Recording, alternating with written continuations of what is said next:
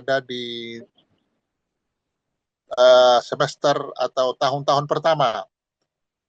Nah, sebagian besar mahasiswa menempuh pendidikan di luar kota asalnya dan terdapat berbagai tantangan yang dihadapi mahasiswa rantau tahun pertama. Bukan hanya masalah kangen kepada kampung halaman, tetapi juga di tempat yang baru mereka harus menyesuaikan diri dengan situasi yang baru juga, yang kuliah, yang jauh dari keluarga. Nah, hal ini sangat mempengaruhi keterlibatan mahasiswa dalam karya akademik. Maka kita mau diskusikan malam ini bersama Mbak Alicia terkait homesickness, ya, bagaimana kaitannya dengan motivasi belajar, ya, serta keterlibatan mereka. Untuk itu ada dua narasumber kita pada malam hari ini. Yang pertama kita tampilkan dulu. Yang pertama adalah Mbak Alicia Nanalingdita Tea Putri, MPC.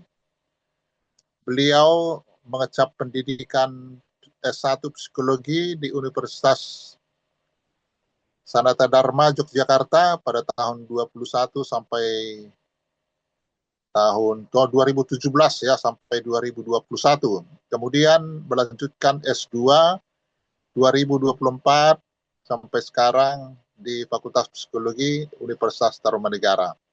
Dan saat ini sudah bekerja di Talent Acquisition PT Sayap Mas Utama, ya, yang merupakan bagian dari Wings Group, ya, yang juga bergerak di bidang penerbangan sepertinya kalau tidak salah, ya. Selamat malam Mbak Alicia. Iya, Senang. malam, Kak Raja. Dan narasumber kita yang kedua yang sedang kita hubungi adalah Ibu Tia, yaitu Ibu Sri Tiatri, MPC PhD Psikolog. Beliau sejak 2010 mengecap pendidikan selama kurang lebih 4 tahun itu ya di Australia. Dan beliau sudah menjadi staf pengajar di Universitas Tarumanegara sejak 1994 ya. Nah, oleh sebab itu teman-teman bisa melacak publikasi beliau di dalam Google Scholar ya, dan juga di Scopus. Ya, tadi kami menghubungi Ibu Tia, mungkin ada di luar kota ya, sehingga Udah ada di Zoom, Pak. oh sudah ada. Oh ya, selamat malam Bu Tia ya. Selamat malam, Pak Ya, Raja dan oke Bapak Ibu, ya, mahasiswa baik. sekalian. Terima Oke. kasih Ibu Bu. Tia bisa bergabung bersama kita pada malam hari ini. Tanpa berlama-lama, kita berikan kesempatan kepada kedua narasumber kita untuk memaparkan materi yang akan kita diskusikan nanti. Silakan Ibu Tia dan Mbak Alicia. Waktu kami berikan. Terima kasih. Ya, oke, baik. Selamat malam, Pak Raja, Bu Tia, Mbak Hartina, sama teman-teman semua dan Bapak Ibu sekalian ya. Jadi sebelumnya salam kenal, aku Alicia. Mungkin sedikit meluruskan, Wings Group itu bukan perusahaan penerbangan gitu ya. Jadi perusahaan FMCG, Fast Moving Consumer Goods. Mungkin kalau beberapa teman-teman di sini tahu, misalnya produknya kayak mie sedap gitu ya, sabun daya, Soklin dan lain sebagainya, kurang lebih gitu. Oke. Nah, jadi teman-teman semuanya di sini aku izin share screen bentar.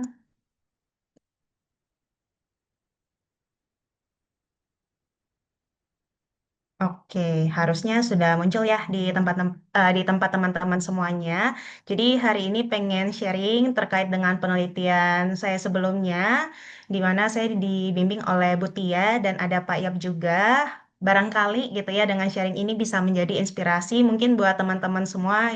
Barangkali ada yang belum tahu topiknya apa gitu ya, atau mungkin teman-teman semua di sini udah pada ngambil data gitu ya. Jadi nanti boleh sesi sharing aja, misal ada yang mau ditanyakan juga boleh banget gitu. Nah, mungkin sebelum lanjut, jadi topik hari ini memang fokusnya ke pendidikan banget.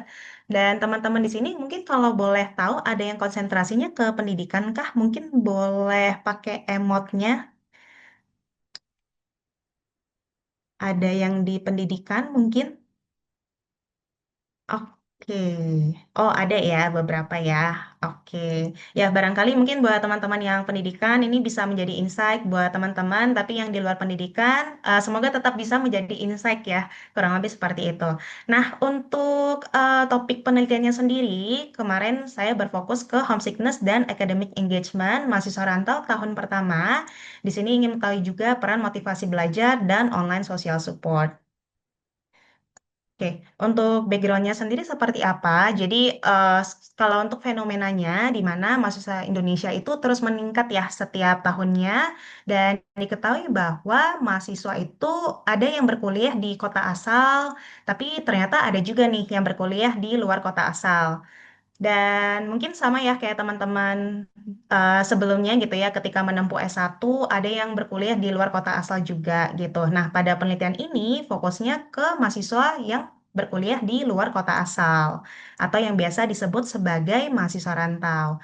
Nah, di mana untuk mahasiswa rantau sendiri sering ya menghadapi berbagai tantangan, terkhususnya di tahun pertama mereka dan salah satu tantangan yang dihadapi adalah homesickness. Tapi nggak cuma homesickness aja, teman-teman. Jadi berdasarkan penelitian terdahulu, diketahui juga bahwa mahasiswa tahun pertama itu cenderung memiliki beban studi yang lebih tinggi. Karena ini ada perbedaan ya ketika SMA pindah ke kuliah, jadi menghadapi beban studi yang lebih tinggi, kurang lebih seperti itu. Namun pada penelitian ini, peneliti berfokus pada homesickness. Dan diketahui bahwa penelitian yang mengkaji antara homesickness dan academic engagement sendiri masih belum banyak dikaji secara langsung. Maka peneliti menggunakan motivasi belajar di sini sebagai mediatornya. Tapi mungkin kalau teman-teman tanya kenapa gitu ya, ini berdasarkan penelitian terdahulu, jadi diketahui bahwa ternyata ada korelasinya secara tidak langsung gitu. Jadi mahasiswa yang mengalami homesickness cenderung memiliki motivasi belajar yang rendah, tapi di satu sisi diketahui juga bahwa motivasi belajar juga punya kaitan dengan academic engagement. Maka dari itu, peneliti memilih motivasi belajar sebagai mediator antara homesickness dan juga academic engagement. Dan kemudian di sini peneliti juga menggunakan moderator yaitu online social support. Nah, alasannya sendiri karena online social support ini ketika ditelaah gitu ya masih minim diteliti, terutama pada konteks mahasiswa rantau. Padahal eh, online social support ini erat kaitannya dengan penggunaan social network sites ya. Atau mungkin kalau teman-teman di sini familiarnya tuh lebih ke social media. Jadi misal WhatsApp, Instagram dan lain sebagainya. Ini bisa menjadi alat yang efektif nih untuk menerima dukungan sosial ini. Maka, tujuan dari penelitian ini sendiri adalah ingin mengetahui peran mediasi motivasi belajar dan moderasi online social support pada homesickness dan academic engagement, serta pengen tahu juga hubungan langsung antar variabelnya. Dan di sini ada beberapa pertanyaan penelitian. Yang pertama, apakah terdapat hubungan antara homesickness dan academic engagement? Nah, latar belakangnya sendiri, jadi kalau berdasarkan teori terdahulu gitu ya, diketahui bahwa individu yang selalu teringat akan rumah dapat menurunkan konsentrasinya gitu. Dan konsentrasi ini sebenarnya berkaitan dengan salah satu komponen dari academic engagement, yaitu absorption. Karena absorption itu definisinya mengacu pada konsentrasi penuh dan keterhanyutan yang menyenangkan dalam belajar. Jadi ketika belajar itu bahkan sampai ngerasa waktunya kok kayak kurang gitu ya, karena saking senangnya nih ketika belajar. Dan kemudian pertanyaan penelitian yang kedua yaitu motivasi belajar, apakah terdapat hubungan antara motivasi belajar dan academic engagement? Nah, jadi ini sebenarnya udah ada penelitian terdahulu juga yang menyebutkan bahwa academic engagement ini ternyata dapat diprediksi oleh motivasi belajar. Nah, tapi kalau secara teorinya, jadi ada salah satu dimensi dari SDT. SDT ini adalah salah satu teori dari motivasi belajar, yaitu kompetensi meliputi kebutuhan individu perlu merasa kompeten dan bertindak secara cakap dalam interaksinya dengan orang lain, nggak cuma dengan orang lain, tapi dengan tugas, aktivitas-aktivitas, dan dalam konteks yang lebih besar. Nah, dimensi ini sebenarnya berkaitan dengan dimensi absorption dari academic engagement, dikarenakan individu yang cakap dalam belajar cenderung merasa terhanyut dalam pembelajaran mereka dan cenderung berkonsentrasi penuh dalam belajar. Oke, dan kemudian pertanyaan penelitian berikutnya, di sini peneliti ingin mengetahui apakah terdapat hubungan antara homesickness dan motivasi belajar. Ini sudah ada penelitian terdahulu juga, kebetulan untuk topik ini juga saya kaji di S1 saya gitu ya, terkait homesickness dan motivasi belajar. Nah, pada penelitian terdahulu diketahui terdapat hubungan negatif antara homesickness dan motivasi belajar. Tapi selain dari itu, kalau secara teorinya, jadi ada salah satu dimensi dari homesickness, yaitu kesulitan beradaptasi. Nah, ini dicirikan dari individu yang kurang punya minat terhadap lingkungan barunya dan cenderung menarik diri nih dari sosialnya. Di mana hal ini sebenarnya bisa mengganggu salah satu komponen dari SDT, yaitu berkaitan dengan keterkaitan. Keterkaitan ini yaitu kebutuhan individu untuk menjadi bagian dari satu kelompok dan terkadang disebut sebagai kebutuhan untuk memiliki. Oke. Pertanyaan penelitian berikutnya yaitu ingin mengetahui apakah terdapat peranan motivasi belajar sebagai mediator dalam hubungan antara homesickness dan academic engagement. Oke, jadi kalau secara teori di mana yaitu ada salah satu ini ya komponen dari SDT tadi yaitu kompetensi berkaitan dengan kebutuhan individu untuk merasa mampu dan bertindak secara cakap dalam interaksinya dengan orang lain, tugas ataupun aktivitas. Dan individu yang merasa cakap dalam belajar cenderung menunjukkan ketekunan meskipun menghadapi kesulitan. Nah, ini tuh berkaitan dengan figur dari academic engagement. Dan selain dari itu diketahui bahwa makhluk hidup yang tidak dapat menguasai interaksi dengan lingkungannya, kemungkinan besar ia tidak akan bertahan hidup. Nah, ini sejalan dengan salah satu aspek dari homesickness, yaitu kesulitan dalam beradaptasi. Jadi di sini peneliti berasumsi bahwa dari homesickness bisa memiliki hubungan dengan motivasi belajar yang nantinya berkaitan juga dengan academic engagement. Dan pertanyaan penelitian yang terakhir, di sini peneliti ingin mengetahui apakah terdapat peranan online social support sebagai moderator dalam hubungan antara homesickness dengan motivasi belajar. Hal ini dikarenakan dukungan sosial dapat mengurangi efek dari peristiwa kehidupan yang penuh dengan tekanan terhadap kesehatan, misalnya sebagai stress buffer. Dan hal ini dapat melalui tindakan suportif dari orang lain. Dan homesickness sendiri merupakan salah satu bentuk peristiwa kehidupan yang penuh dengan tekanan. Oke, untuk metodenya sendiri apa? Jadi kalau untuk desainnya di sini peneliti menggunakan kuantitatif dengan moderated mediation model dan partisipannya terdapat 158 mahasiswa rantau tahun pertama yang diperoleh melalui snowball sampling. Dan analisanya sendiri menggunakan macro process bias. Dan untuk pengukurannya di sini ada 4 alat ukur ya. Jadi ada UWES, Utrecht Work Engagement Scale for Students, kemudian Utrecht Homesickness Scale untuk mengukur homesickness, Academic Motivation Scale untuk mengukur motivasi belajar, dan yang terakhir ada the Online Social Support Scale untuk mengukur online social support. Oke, untuk hasilnya sendiri, di sini ada beberapa analisa ya, beberapa contohnya, yaitu ada uji normalitas, di sini diketahui bahwa berdistribusi normal, dan kemudian ada uji multikolineritas. Nah, kalau multikolineritas ini biasanya sering digunakan nih untuk model regresi linear berganda, dan diketahui bahwa tidak ada hubungan yang sangat kuat antar variabel bebas dalam model tersebut. Dan kemudian di sini ada uji korelasi antar variabel juga.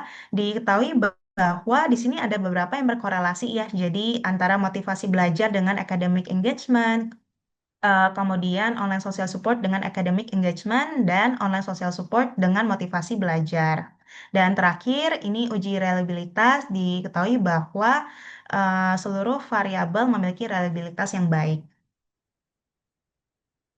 Untuk hasilnya sendiri, yang pertama, di sini diketahui bahwa tidak ada hubungan antara homesickness dengan academic engagement, dan diketahui juga bahwa tidak ada hubungan antara homesickness dengan motivasi belajar. Nah, ini bisa jadi disebabkan oleh beberapa hal. Bisa jadi mahasiswa memiliki resiliensi yang baik. Jadi, karena mahasiswa memiliki resiliensi yang baik, resiliensi ini bisa sebagai strategi dalam mencegah terjadinya depresi, kecemasan, dan stres pada mahasiswa. Nah, beberapa ciri itu juga terdapat pada homesickness. Atau bisa jadi mahasiswa juga memiliki strategi stress coping yang baik. Jadi dalam strategi stress coping ada salah satu bentuknya, mungkin teman-teman familiar ya, eustress, distress, dan salah satu bentuk eustress ini adalah stretching yang dipicu oleh pengalaman yang dianggap menantang namun masih dapat dicapai. Jadi bisa jadi karena mahasiswa ingin memiliki, pastinya ketika kuliah pengen punya nilai yang bagus gitu ya. Jadi walaupun dihadapkan oleh situasi yang menantang, ya mereka masih bisa tetap memiliki motivasi belajar yang baik seperti itu. Dan kemudian yang terakhir bisa jadi karena penyesuaian diri juga ya. Jadi kemampuan menyesuaikan diri yang baik dan ditambah dengan adanya strategi coping yang baik juga, hal ini bisa membuat mahasiswa menjalani kehidupan tanpa dipenuhi dengan beban dan juga tekanan. Nah, sehingga hal ini dapat berdampak pada kehidupan sosial dan juga akademik mereka. Dan hasil penelitian lainnya diketahui terdapat hubungan positif antara motivasi belajar dengan academic engagement pada mahasiswa rantau tahun pertama. Ini jadi sesuai ya dengan hasil penelitian terdahulu bahwa academic engagement dapat diprediksi oleh motivasi belajar. Selain dari itu, individu yang merasa kompeten ketika belajar dapat memiliki kemampuan untuk menginvestasikan usaha dalam studi yang lebih besar. Jadi ini berkaitan dengan teori sebelumnya yang telah disampaikan, yaitu kompetensi dari SDT dan juga figur dari academic engagement. Dan diketahui bahwa motivasi belajar tidak memediasi hubungan antara homesickness dengan academic engagement. Hal ini tampaknya dapat disebabkan karena motivasi belajar dan academic engagement memang memiliki hubungan.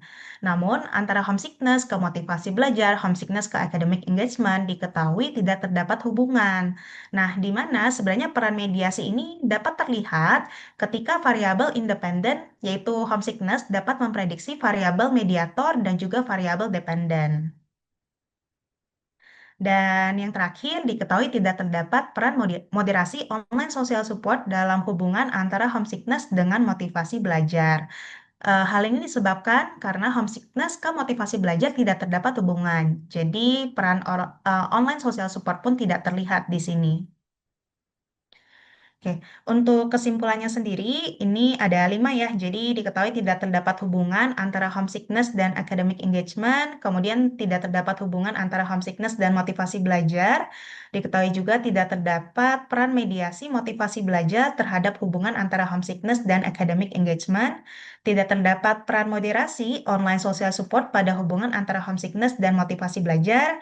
Dan yang terakhir, tidak terdapat hubungan antara motivasi belajar dan academic engagement pada masa rantau tahun pertama. Oke, mungkin ini beberapa rekomendasi gitu ya. Ada beberapa variabel lain yang sebenarnya cukup berkaitan yang mungkin bisa diteliti nih buat berikutnya teman-teman. Jadi yang pertama ada problem fokus coping strategy. Ini bermanfaat bagi efikasi diri, kepercayaan diri, dan juga kinerja mahasiswa yang merantau. Jadi masih sangat relate banget nih dengan konteks mahasiswa rantau. Selain dari itu, emotion focus coping strategy di sini dapat mengurangi perasaan tidak menyenangkan pada mahasiswa rantau seperti kecemasan dan juga kesepian. Nah, kecemasan dan kesepian ini juga cukup berkaitan dengan homesickness. Dan yang terakhir bisa juga mungkin menggunakan resiliensi dan juga optimisme karena ini dapat memprediksi psychological well-being. Oke, kurang lebih seperti itu. Dari Bu Tia mungkin ada tambahan Bu Tia? Sementara tidak ada tambahan dulu, nanti mungkin dari diskusi akan bisa eh, seru ya. Jadi kita tunggu dari audiens dulu ya. Terima kasih ya Alicia, terima kasih Pak Raja. Oke, terima kasih Mbak Alicia dan terima kasih juga Ibu Tia. Teman-teman sekalian, eh, kita sudah mendengarkan tadi pemaparan yang bagus terkait homesickness, academic engagement dalam kaitannya dengan motivasi belajar. Nah, sekarang kita akan mulai mendiskusikan ya. Jadi Anda boleh memiliki perspektif yang berbeda-beda ya demi pengembangan tema ini ya. Nah, jadi sebelum kita mulai dengan teman-teman yang lain, ada 3 teman kita, Mbak Vanessa, Mbak Ajeng, dan Aurelia akan menjadi panelis. Jadi panelis itu berarti mereka yang pertama kita beri kesempatan untuk mengawali diskusi kita ya. Nah, oleh karena itu kami beri kesempatan pertama dulu kepada Mbak Vanessa. Silakan Mbak Vanessa. Oke, selamat malam Pak Raja, Ibu Tia, dan Selamat eh, malam. Kak Alicia. Aku punya pertanyaan sih. Sebenarnya kan the research in itself is very interesting ya. Em, apa yang kayak selama melakukan penelitian ini, apa yang apa kesulitan utama yang kakak nemuin selama kayak cari research participantnya, or like them trying to find the answers gitu sih. Thank you. Oke, mungkin di sini saya boleh langsung jawab ya, Pak Raja. Ya, boleh, boleh Mbak, boleh, boleh. Ya, oke, baik. Thank you, Masih hangat, Vanessa. jadi masih hangat ya, belum Benar-benar. oven. Ya. Oke, thank you Vanessa untuk pertanyaannya. Nah, sebenarnya tantangannya aku bisa bilang banyak banget. Kenapa? Jadi yang pertama, ini terkait dengan partisipan. Karena partisipannya sendiri sangat spesifik ya. Jadi mahasiswa tahun pertama dan adalah yang kedua harus mahasiswa yang merantau. Nah, kesulitannya karena kan di sini aku kuliahnya secara online, terus aku juga ambil konsentrasinya pendidikan. Udah sebenarnya nggak terlalu banyak akses nih ke mahasiswa tahun pertama seperti itu. Jadi kemarin cukup sulit mencari partisipannya, tapi ya puji Tuhan akhirnya bisa dapat sekitar 150-an tadi. Dan kemudian tantangan yang kedua adalah mungkin ini personally ya, tapi kemarin file tesis aku tuh sempat hilang karena laptop aku tuh sempat blue screen. Jadi aku tuh kemarin harus ngulang lagi ketik dari awal. Kemarin sempat chat juga Mbak Hartina, ada nggak sih mungkin tesis terakhir aku yang sekiranya bisa aku revisi dari situ. Jadi biar nggak benar-benar ngulang dari awal juga. Kurang lebih seperti itu sih sebenarnya tantangan yang aku rasakan. Nah, sama yang terakhir kemarin juga cukup menantang itu ketika di hasil penelitian. Karena kalau dilihat kan tadi banyak banget ya, kok banyak banget sih yang tidak berkorelasi lah, tidak ada hasil penelitiannya nggak sesuai dengan yang diharapkan. Nah, ketika itu terjadi sebenarnya aku merasa cukup down gitu ya. Tapi konsultasi sama Butia kalau ya sebenarnya penelitian itu kan hasilnya bisa sesuai harapan kita, tapi sebenarnya bisa juga enggak gitu ya. Nah, ketika nggak sesuai harapan kita, itu juga penelitian. Karena memang itu yang terjadi di lapangan dan itulah hasilnya gitu. Ya, kita tinggal mencari sekiranya teori yang masih bisa mendukung. Kurang lebih seperti itu sih dari aku. Jadi mungkin buat teman-teman semuanya yang sekarang mungkin lagi ambil data gitu ya, yang nanti ketika misalnya udah analisa datanya kok nggak sesuai sama harapan, jangan berkecil hati diskusi sama dosen pembimbing karena ya memang itu hasil penelitiannya. As long as yang kita lakukan itu benar secara flow-nya, ya itu hasilnya. Kurang lebih gitu sih dari aku. Dari Butia mungkin ah, mau ada tambahan atau bagaimana, Bu? Ya, sedikit tambahan ya. Jadi memang Alicia ini ya keren ya, bisa menyelesaikan studi sambil kerja. Sambil satu lagi ini adalah hibah dikti ya, kalau nggak salah Alicia ya. Iya, betul, Butia. Ya, jadi itu juga tantangan tersendiri ya, karena hibah dikti tuntutannya lain. Eh, kita juga di fakultas punya tuntutan yang mungkin misalnya formatnya berbeda, atau ada beberapa hal yang tidak sejalan gitu ya. Jadi antara khusus format-format lah. Nah, tantangannya memang yang paling menantang itu adalah yang hasil ya memang ya. Hasil itu ketika secara teoritis dan secara logika kita temukan bahwa sebenarnya harusnya nih harapannya hasilnya itu bisa sesuai dengan apa yang dihipotesiskan ya.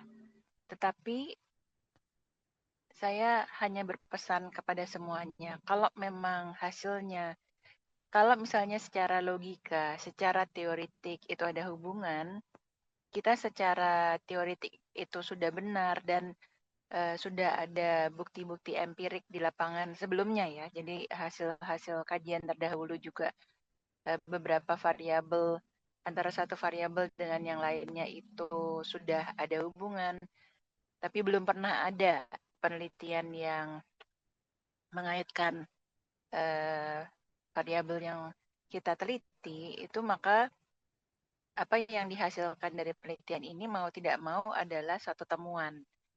Nah, yang memang menjadi menantang adalah mencari jawaban mengapa hasilnya demikian gitu ya. Jadi kalau hasilnya demikian, kira-kira apa penyebabnya? Kalau misalnya memang datanya sudah dikumpulkan dengan cara yang baik, kemudian alat ukur kita juga sudah baik, tapi kemudian hasilnya demikian, nah berarti itu temuan kita yang harus dicoba dicari gitu ya. Kenapa ya? Nah ini yang berkali-kali kita diskusi ya, Alicia dan saya berdiskusi. Kenapa kira-kira? Nah ini kemudian akhirnya bisa dijawab sebagian, tapi bisa menjadi sumber atau insight bagi penelitian selanjutnya. Jadi kalau penelitian selanjutnya mau meneruskan penelitiannya Alicia, itu kita akan sangat berterima kasih ya Alicia ya. Kenapa itu ya? Oke, baik, itu aja tambahannya. Terima kasih Alicia dan Pak Raja. Oke, baik. Terima kasih Ibu Tia dan Mbak Alicia atas pertanyaan dari Mbak Vanessa tadi ya. Eh, apakah ada pertanyaan lain Mbak Vanessa? Hanya itu? Sudah Sejauh ini itu aja sih Pak. Terima itu kasih. dulu ya. Kalau ada lagi masih ada kesempatan nanti, nggak apa-apa. Ya, panelis kedua kita beri kesempatan kepada Mbak Azeng. Silakan Mbak. Baik, terima kasih Pak Raja untuk kesempatannya. Selamat malam Kak Alicia. Ya, aku izin nanya ya Kak. Sebenarnya ini lebih ke apa ya? Lebih ke penasaran aja sih. Karena kan hasil kakak itu banyak yang tidak berhubungan ya Kak. Sedangkan di hipotesis awal tuh berhubungan gitu. Nah, mungkin nggak sih Kak, itu tuh bisa dipengaruhi oleh karakteristik sampelnya atau alat ukur yang kakak gunain? Itu aja sih Kak pertanyaan aku. Terima kasih. Oke, baik, thank you Ajeng. Nah, kalau POV dari aku, jadi sebenarnya bisa banyak faktor sih kalau terkait dengan partisipan, ya bisa jadi karena perbedaan partisipan gitu ya antara luar sama yang di sini. Tapi sebenarnya em, di sini kan fokusnya adalah mahasiswa tahun pertama dan kemudian sebenarnya kalau secara alat ukurnya sendiri kemarin itu udah melalui back to back translation gitu ya. Jadi memang kita udah sesuaikan juga sama budaya yang di sini gitu. Jadi ketika mentranslate itu fokusnya nggak cuma sekedar translate aja, tapi kita sesuaikan sama budaya yang di Indonesia juga gitu. Dan harusnya sih kalau dari alat ukur harusnya udah benar-benar ready digunakan gitu ya, karena udah diuji coba juga dan hasil uji coba alat ukurnya juga baik kemarin seperti itu. Jadi harusnya kalau dari alat ukur enggak. Dan kemudian kalau dari partisipan mungkin karena perbedaan budaya ya yang tadi kamu maksud karena kan memang mostly penelitiannya itu di luar. Tapi sebenarnya di Indonesia misalnya tadi pun udah ada penelitiannya. Tadi salah satu penelitian yang sebenarnya di Indonesia antara homesickness dengan motivasi belajar itu sebenarnya udah ada hubungannya loh secara negatif gitu. Jadi kalau homesickness-nya rendah, motivasi belajarnya tinggi. Nah, sebenarnya di Indonesia pun udah ada penelitiannya gitu. Nah, jadi kalau menurut aku sebenarnya dengan hasil penelitian yang tidak ada hubungan ini justru jadi memperkaya penelitian-penelitian yang udah ada. Sebenarnya kurang lebih seperti itu sih kalau menurut aku. Dari Bu Tia mungkin ada tambahan Bu Tia?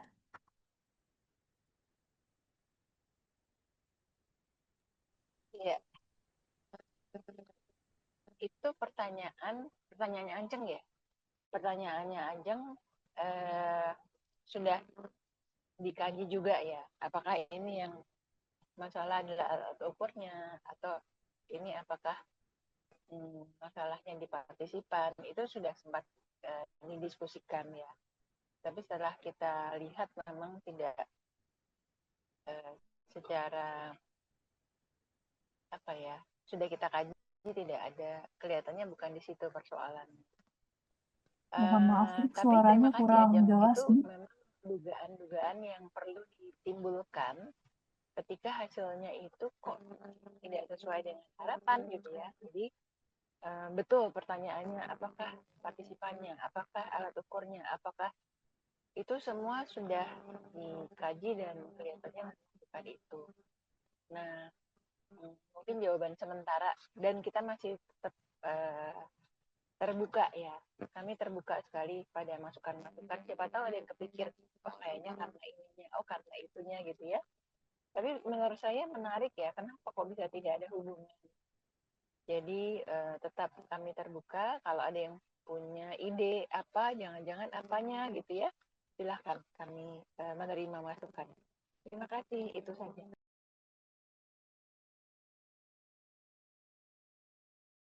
Ya, suara Ibu Tia agak kecil memang ya, mungkin karena jaringan itu ya. Saya tidak bisa nangkap semua. Oke, sudah dijawab ya Mbak Ajeng ya. Panelis ketiga kita berangkat kepada Mbak Aurelia. Silakan Mbak Aurel. Selamat malam Kak Alicia, Bu Tia, dan juga Pak Raja. Malam. Jadi untuk pertanyaan saya, tadi hasil penelitiannya kan homesickness ini tidak signifikan dengan academic engagement. Jadi apakah ada kemungkinan bahwa perasaan homesickness ini nggak selalu menjadi hambatan akademik, tapi jadi bagian dari proses adaptasi atau penyesuaian diri? Terima kasih. Ya, oke, baik, thank you Aurelia. Nah, benar, itu menarik banget ya, karena memang pas aku kemarin menyusun hasil penelitian, sebenarnya aku juga memikirkan sih, kenapa ya gitu. Maksudnya, homesickness dengan academic engagement ini gak berkaitan, padahal mungkin kalau melihat secara teori, sebenarnya bisa-bisa aja kalau secara common sense. Tapi maksudnya setelah diteliti, ditelaah, ternyata oh nggak ada nih korelasi antara kedua variabel tersebut. Jadi benar, bisa jadi banyak faktor lain, misalnya penyesuaian diri gitu ya. Atau mungkin faktor lainnya, jadi meskipun mahasiswa mengalami homesickness, tapi sebenarnya dia punya resiliensi yang oke gitu ya. Jadi homesickness ini meskipun dia rasain, tapi ya dia tetap bisa aja performa selama belajarnya bagus gitu ya. Atau malah homesickness ini justru jadi penyemangatnya, bisa jadi gitu. Karena misalnya keingat rumah, jadi termotivasi, oh oke, perlu belajar lebih giat, ya ternyata academic engagementnya meningkat. Jadi memang sebenarnya bisa banyak faktor sih seperti itu.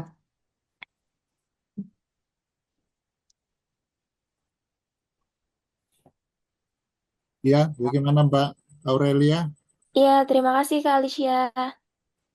Ya, karena kalau orang homesickness biasanya ya ada kemungkinan dia mengapa pelarian ya. Nah, tapi pelarian dalam arti positif, dia malah semakin aktif dengan kegiatan-kegiatan di tempat yang baru. Jadi ada kecenderungan biasanya seperti itu ya untuk menghilangkan apa ya, menghilangkan kejenuhan gitu ya, kesepian, lihat-lihat foto teringat di sana mandi di bawah pohon itu ada kandang dan seterusnya. Ya, mungkin ada tambahan dari Ibu Tia. Nah, Dari saya cukup Pak Raja, terima kasih. ya, ya, baik, baik, Bu. Ya, oke. Sudah ada tadi yang angkat tangan, ya, bukan angkat kaki ya, tapi angkat tangan tadi, yaitu Mbak Nabila. Ada di dalam chat ya, bisa kita lihat di chatnya di mana tadi ya, saya lihat dulu. Saya tidak bisa lihat. Saya Tapi bantu terkait bacakan dengan ya, Pak. penelitian ya, seingat saya tadi waktu saya baca kurang lebih begini ya pertanyaannya, apakah hasil penelitian ini bisa digeneralisir? Nah, artinya bisa digeneralisir, artinya bisa berlaku di mana-mana pun, ya, entah di berbeda negara atau berbeda daerah, hal yang sama akan berlaku. Bagaimana komentar Mbak Alicia? Kira-kira begitu ya, Hmm, Mbak Nabila? Ya, silakan Mbak. oke. Jadi sebenarnya kalau bisa digeneralisir tergantung konteksnya di mana gitu ya. Jadi kalau memang kriterianya mungkin sama-sama mahasiswa rantau, ya masih bisa digeneralisir. Walaupun memang di aku fokusnya ke mahasiswa tahun pertama seperti itu. Tapi selagi memang ada teori lain yang mendukung gitu ya. Misalnya, oh mahasiswa rantaunya ternyata juga bisa di tahun akhir misalnya. Ya, kalau memang ada teori yang mendukung, selain dari hasil penelitian ini, tentu ya semakin lebih kuat lagi penelitiannya untuk dilakukan seperti itu. Nah, kalau misalnya perbedaan budaya itu sebenarnya bisa dipertimbangkan gitu ya. Dipertimbangkan dalam artian apakah bisa digeneralisir atau enggak. Karena misalnya tadi untuk alat ukurnya aja aku ketika melakukan back translation di situ aku sesuaikan dengan budayanya, budaya di Indonesia spesifiknya seperti itu. Karena memang pas membaca butir itemnya ada beberapa yang kayaknya lebih melekat ke orang luar seperti itu daripada di Indonesia. Nah, kurang lebih seperti itu sih jawabannya. Jadi sebenarnya bisa aja digeneralisir, tapi selagi memang ada teori lain yang bisa mendukung. Itu kalau menurut aku. Dari Bu Tia mungkin ada tambahan?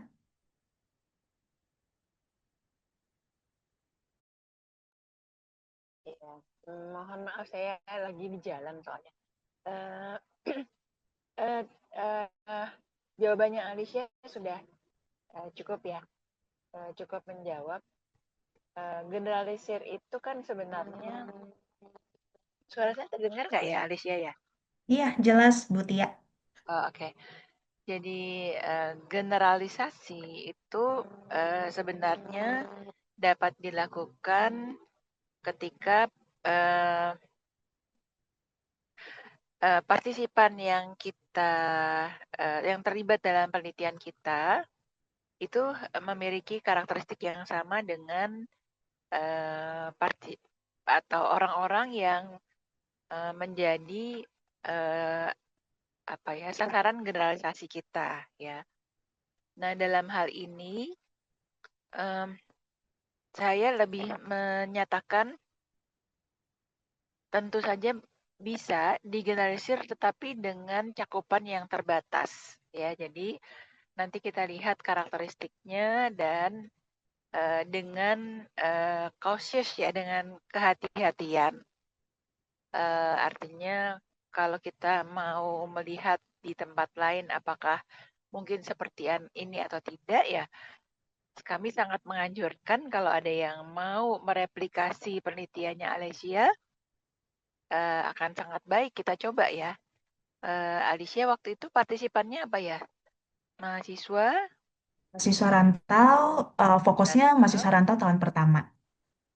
tahun pertama. Nah, ini kan waktu itu mungkin di dalam konteks pendidikan tinggi tertentu ya. Mungkin kita misalnya nanti di daerah yang lain gitu ya. Ya. Atau misalnya di konteks yang misalnya kalau kemarin kan lebih kebanyakan di Jakarta. Nah, nanti kalau misalnya diulang di Sumatera, jadi yang perguruan tingginya di kebanyakan kemarin kalau tidak salah datanya lebih banyak yang kuliah di daerah Jakarta ya, Alicia ya. Nah, mungkin kalau Jabodetabek mayoritas. Jabodetabek ya, nanti misalnya ada yang mau meneliti kalau di daerah Sumatera Utara misalnya. Jadi ambil mahasiswa yang berkuliah di sekitar Sumatera Utara misalnya. Kalau sampai nanti ditemukan ada perbedaan, nah itu nanti bisa jadi temuan lagi. Kenapa berbeda dengan budaya yang berbeda, tempat yang berbeda ini? Artinya sebenarnya hasil penelitiannya Alicia ini sangat terbuka untuk bisa direplikasi atau dijadikan bahan untuk penelitian selanjutnya. Itu saja tambahan dari saya. Terima kasih Alicia, terima kasih Pak Raja dan penanyanya ya Ya, tadi ya. Terima kasih. baik, terima kasih Mbak Ibu Tia atas jawabannya. Kepada Mbak Nabila, semoga sudah puas ya. Jadi intinya ada peluang untuk bisa terjadi di tempat lain dengan ketentuan syarat-syarat tertentu ya, atau bisa juga dilakukan penelitian model yang sama tapi berbeda daerah, lokasi, dan tentu otomatis berbeda juga budaya yang ada di sekitar itu. Ya, saya hanya terbayang saja kalau dibuat di Sumatera Utara mungkin ya sangat jarang orang Sumatera Utara itu mengalami homesickness ya, karena kalau sudah kos dia di dekat kampus itu ya langsung diambil gitar, langsung main gitar dia itu. Jadi nyanyi-nyanyi. Jadi ya ya memang di Jawa juga begitu, tapi lebih menonjol itu saya saksikan dulu di Medan gitu ya. Jadi menarik itu, bisa jadi berbeda ya. Jadi siapa nanti yang coba silahkan ya, diberi peluang untuk itu ya. Baik teman-teman sekalian, silahkan bertanya, bisa terkait metode, bisa terkait apa namanya cara mengambil gapnya ya, atau bisa cara mengolah data begitu ya, silakan teman-teman. Ada di sini masuk satu, oh ya itu hanya ucapan terima kasih. Saya pikir tadi pertanyaan yang baru ya. Silakan teman. Pak Raja, sorry, mungkin sedikit Ya, menambahkan buat teman-teman semuanya. Nah, mungkin ketika teman-teman mengambil data gitu ya, sangat penting juga untuk melihat data demografi dari para partisipan. Nah, karena sebagai contoh di sini variabel, aku fokusnya ke homesickness gitu ya. Nah, jadi di sini aku juga melihat sebenarnya partisipan ini tinggal dengan siapa di kota rantaunya. Kalau misal dengan keluarga, ya bisa jadi homesickness-nya nggak terasa karena masih tinggal dengan keluarga atau misal tinggal di asrama, berkumpul dengan mahasiswa yang sama-sama dari kampung halamannya, ya bisa jadi orang tersebut juga tidak mengalami homesickness. Jadi berbagai faktor latar belakang dari partisipan itu juga penting untuk diteliti sih, sebenarnya kurang lebih seperti itu.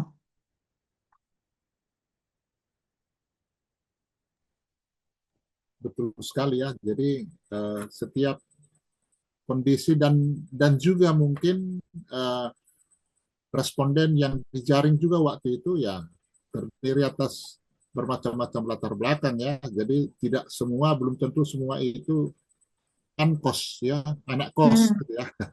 betul, betul. Ya kalau memang ankos yang tinggal di ruangan 3 kali 4 meter mungkin ya, di situ semua dapur, di situ semua kamar mandi, ya bisa dibayangkan homesickness-nya akan menggigit terus ya. Ya. Apalagi cuaca tidak bersahabat ya, apalagi di Jakarta itu ada banjir, ada hujan, nah semakin sepi lah ya. Jangan-jangan pelan-pelan menangis dia ngingat di kampung. Betul, betul, Pak Raja. Apalagi mungkin karena pengalaman saya pribadi kan dulu juga masih Ya, rantau, Pak. Jadi pas betul. tahun 2020 itu saya kuliah di Jogja, nggak bisa pulang ke rumah, tapi teman-teman semua udah pada nggak ada tuh di Jogja. Nah itu titik saya mengalami homesickness parah pas itu, Pak. Iya, betul sekali. Jadi itu hampir dialami semua orangnya dengan Hmm. model variasi yang berbeda-beda. Nah, barangkali untuk memancing teman-teman yang lain bertanya, ada beberapa tadi yang tidak berhubungan ya, misalnya homesickness dengan academic engagement itu ya. Jadi bagaimana temuan Mbak Alicia itu dalam kajian kejadian teoritisnya? Artinya apakah ada penelitian terdahulu yang melihat itu ada hubungan, atau selalu memang misalnya mungkin itu dalam diskusi ya, mungkin bisa nampak itu. Apakah ada penelitian terdahulu yang menunjukkan keterkaitan antara homesickness dan faktor-faktor apa yang menjadi penyebabnya gitu ya.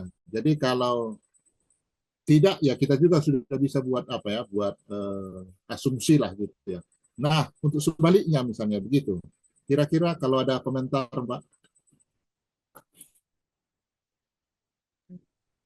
Pak Raja. Jadi untuk homesickness dan academic engagement sendiri memang sebenarnya untuk penelitian terdahulu belum ada yang mengkaji secara langsung. Maka dari itu tadi menggunakan mediasinya motivasi belajar. Nah, tapi antara homesickness dengan academic engagementnya sendiri, di sini keterkaitannya saya menggunakan dimensi dari masing-masing variabel seperti itu. Oke, jadi mungkin izin share screen sebentar. Masing-masing variabel atau masing-masing dimensi juga, Mbak, mungkin ya, Ya, oke. atau tidak ada dimensi karena one dimensional.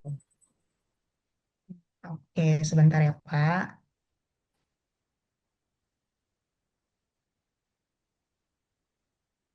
Hmm,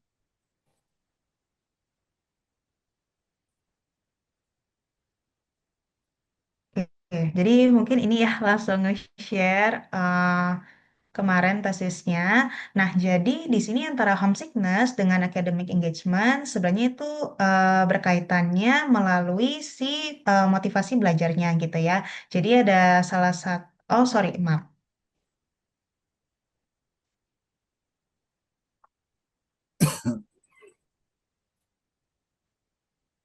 Oke, nah jadi di sini penjelasannya adalah bahwa sebenarnya memang engagement itu tidak hanya perasaan sesaat yang muncul karena situasi tertentu, tapi juga karena kondisi psikologis yang berlangsung secara terus-menerus dan mencakup aspek afektif dan juga kognitif seseorang.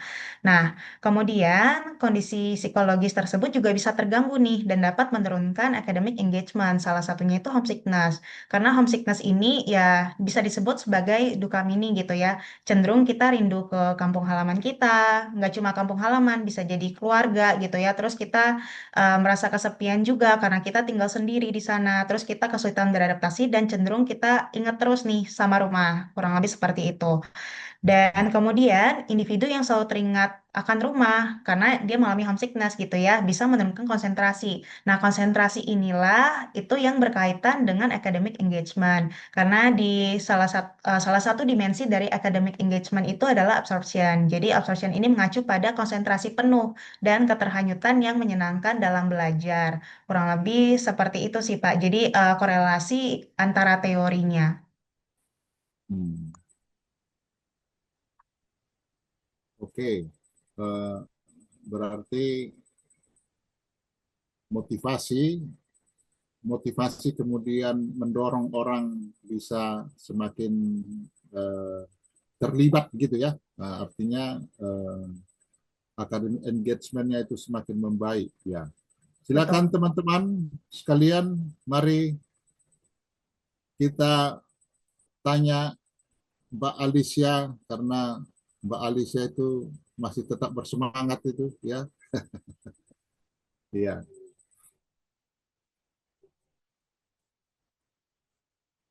Biasanya sekali-sekali Mbak Hartinah juga bertanya itu. Malam ini mungkin sebentar lagi akan muncul itu. Dan bagus itu pertanyaannya ya. Ya, Miss Hartinah, bagaimana Miss Hartinah? Iya, baik Pak Raja, izin bertanya ya Pak, karena Sejak sejak ya, kita tidak punya video ini, jadi banyak waktu untuk tanya jawab ya. ya Pak, biar lebih fokus Tapi Pak diskusinya Pak. tapi kadang-kadang itu kekurangan waktu kita ya, karena pertanyaannya begitu banyak ya. Jadi karena mungkin ini menjelang libur panjang gitu ya, jadi kan libur Baik Pak, kita izin mulai bertanya ya Pak. besok sampai hari Minggu. Ya, silakan, Oh silakan iya, Mbak. oke. Silakan. Selamat malam Menarik Mbak ini, menarik. Alicia, Bu Mutia, Pak Raja, dan rekan-rekan semuanya. Saya relate sih sama judul ini kok, soal sih juga anak rantau gitu kan. Kuliah ke Jakarta, itu tuh, ah udah dah, kalau inget cerita dulu tuh kayak tiap hari nangis aja gitu. Ingat rumah, kangen rumah, apa-apa semua ingat rumah. Padahal yang di rumah baik-baik aja sebenarnya mah, gitu kan. Tapi yang namanya homesick ya. Tapi kalau ditanya misalnya kan ini kan hasilnya nggak ada hubungan ya antara antara homesick dengan academic engagement ataupun motivasi belajar ya. Kalau saya bisa relate sih kenapa. Mungkin ini alasan personal ya, saya nggak tahu bisa jadi jawaban apa enggak ya. Tapi kalau saya meninjau nih ya, emang dari semasa mungkin sebelum kuliah juga saya orangnya emang agak ambis ya soal pelajaran gitu. Jadi kayaknya mau homesick gak homesick, pokoknya kalau udah di kelas fokusnya harus belajar aja gitu, harus harus harus dapat nilai bagus. Dulu kan saya sistemnya tuh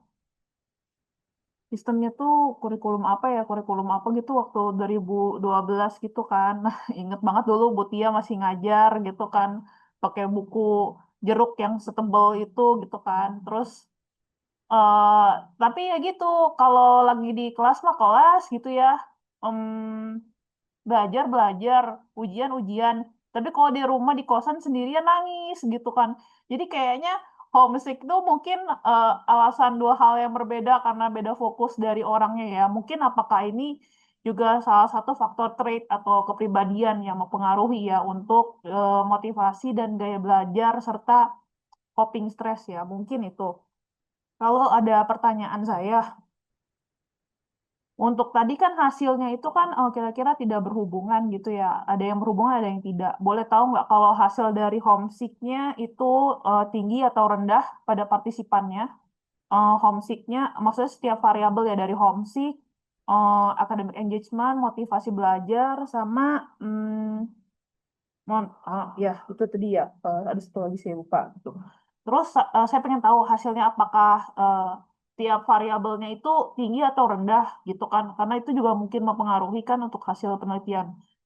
Lalu saya pengen tahu dari karena tadi kita ngomongin data ya, data untuk tempat tinggal, seberapa jauh sih mereka merantaunya gitu ya? Apakah ada datanya gitu ya? Maksudnya tinggalnya itu masih sesama Jawa yang kira-kira 3 jam perjalanan bisa pulang, atau yang kira-kira harus beda pulau. Apakah mungkin itu bisa mempengaruhi ya untuk tingkat di homesicknya? Itu aja sih. Terima kasih.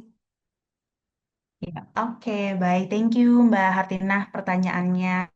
Nah, jadi kalau untuk sebenarnya apakah mungkin kalau mereka sama-sama di Jawa gitu ya, apakah ya bisa jadi homesickness-nya malah makin tinggi atau malah makin rendah? Nah, sebenarnya kalau itu yang memang belum aku teliti di penelitian ini, Mbak Hartinah. Tapi berdasarkan penelitian terdahulu, sebenarnya semakin intens orangnya pulang ke rumah, berarti ya homesickness-nya cenderung lebih rendah gitu. Karena ya dia semakin sering pulang ke rumah, ketemu dengan keluarga, ya cenderung homesickness-nya rendah. Nah, justru eh, mungkin ini yang bisa diteliti juga buat berikutnya gitu ya. Nah, kalau misalnya mereka di Sumatera, kuliah di Jawa, itu kan pasti bakal jarang banget tuh ketemu sama keluarga. Mungkin bisa ya 1 semester sekali gitu ya. Atau mungkin ada juga berapa yang 3 bulan sekali gitu. Nah, mungkin itu tingkat homesickness-nya bisa lebih tinggi dibandingkan dengan orang yang pulangnya lebih sering seperti itu. Dan kemudian untuk kategorinya sendiri ya, sebentar. Oke, nah jadi untuk kategorinya sendiri ya dalam penelitian aku homesickness di penelitian ini sebenarnya tergolong cenderung sedang ke tinggi, yaitu sekitar 37%. Dan kemudian mayoritas subjek memiliki tingkat yang tinggi pada motivasi belajar dan academic engagement serta online social support-nya. Jadi untuk motivasi belajar, academic engagement, online social support kategorinya tinggi, tapi kalau kalau untuk homesickness tergolong sedang ke tinggi seperti itu. Nah, rasanya juga aneh ya, maksudnya kalau ternyata berkorelasi, kok korelasinya homesickness yang tinggi, ternyata motivasi belajarnya tinggi gitu. Jadi mungkin itu juga salah satu yang menyebabkan kenapa ternyata malah nggak berkorelasi. Kurang lebih seperti itu sih, Mbak Hartina. Karena kan biasanya cenderung oh homesickness-nya rendah, motivasi belajarnya tinggi, itu baru mungkin secara teorinya lebih tepat. Kurang lebih kemarin seperti itu sih hasil penelitiannya, Mbak. Terima kasih, Mbak. Ya, ngasih. Ya, terima kasih atas jawabannya, Mbak Alicia. Ada pertanyaan lain dari pertanyaan yang pendek tapi bermakna ya dari Mbak Fitri Nisa ya atau Yuseu. Bunyinya begini, apa strategi mendapatkan partisipan yang cukup spesifik? Wah, jadi ditambah saja apa ya kan syarat-syaratnya atau apa. Mungkin Mbak Alicia sendiri bagaimana waktu itu menentukan itu ya. Jadi silakan Oke, Mbak, mungkin ya. udah jelas ya pertanyaannya. Jadi sedikit strategi. Yang pertama, aku pasti memanfaatkan banget sosial media dari Twitter yang sekarang jadi X gitu ya. Kemudian sekarang udah ada Threads di Instagram. Kemudian aku juga share ke semua teman-teman aku itu pasti mungkin yang teman-teman juga udah lakukan gitu ya. Share dari mulut ke mulut. Tapi selain dari itu yang membedakan juga, jadi karena topik aku tentang mahasiswa rantau, aku tuh coba mencari influencer yang topiknya adalah seputar mahasiswa atau mahasiswa rantau. Karena pasti yang nonton videonya influencer tersebut biasanya adalah mahasiswa seperti itu. Nah, jadi aku chat tuh di pas itu di TikTok gitu ya. Aku bilang, aku lagi ada penelitian, apakah berkenan mungkin untuk bantu share penelitian aku. Dan ternyata ya beberapa ngerespon, kurang lebih seperti itu. Jadi mungkin kalau teman-teman terkendala gitu ya terkait dengan pengambilan data karena memang partisipannya mungkin terlalu spesifik, mungkin itu sih beberapa tips yang bisa dilakukan.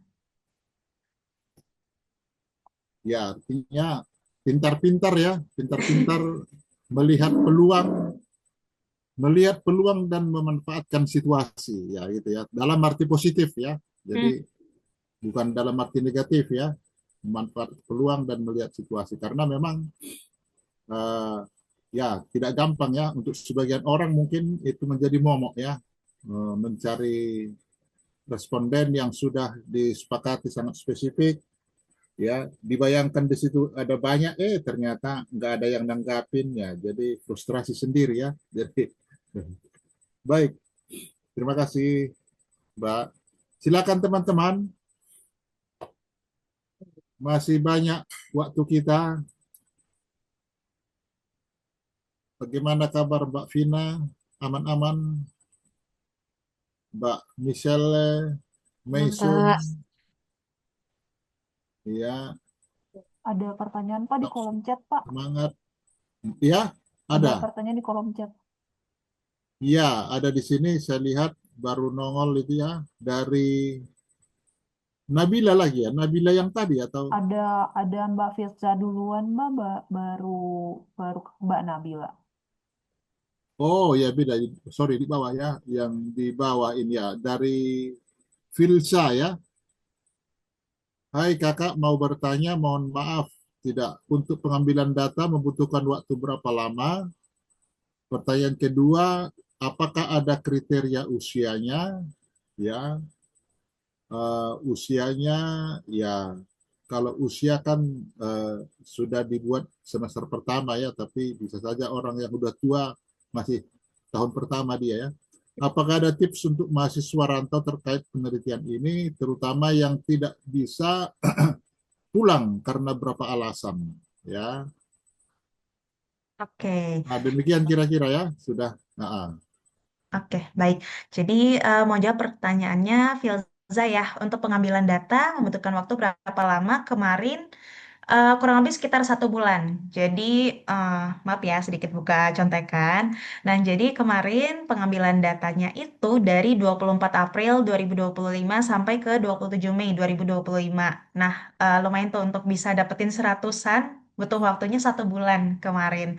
Dan kemudian kalau kriteria usia, nah sebenarnya kalau kriteria usia di sini kemarin tidak terlalu fokus ke kriteria usia ya. Jadi fokusnya itu sebenarnya lebih ke asalkan mahasiswa S1 kemudian aktif ya sebagai mahasiswa aktif di tahun mereka boleh di semester 1 atau semester 2 karena mungkin beberapa kampus ada yang sedikit berbeda dan kemudian kriteria yang ketiga adalah sedang merantau untuk menempuh pendidikan dan saat ini tinggal di tempat yang jauh dari keluarga. Jadi misalnya entah di kos, apartemen atau tempat tinggal lainnya. Kurang lebih seperti itu fokus untuk kriteria partisipannya. Dan kemudian, apakah ada tips untuk mahasiswa rantau terkait penelitian ini? Nah, jadi ini berdasarkan pengalaman pribadi juga, salah satu tips yang benar-benar bermanfaat adalah punya hobi.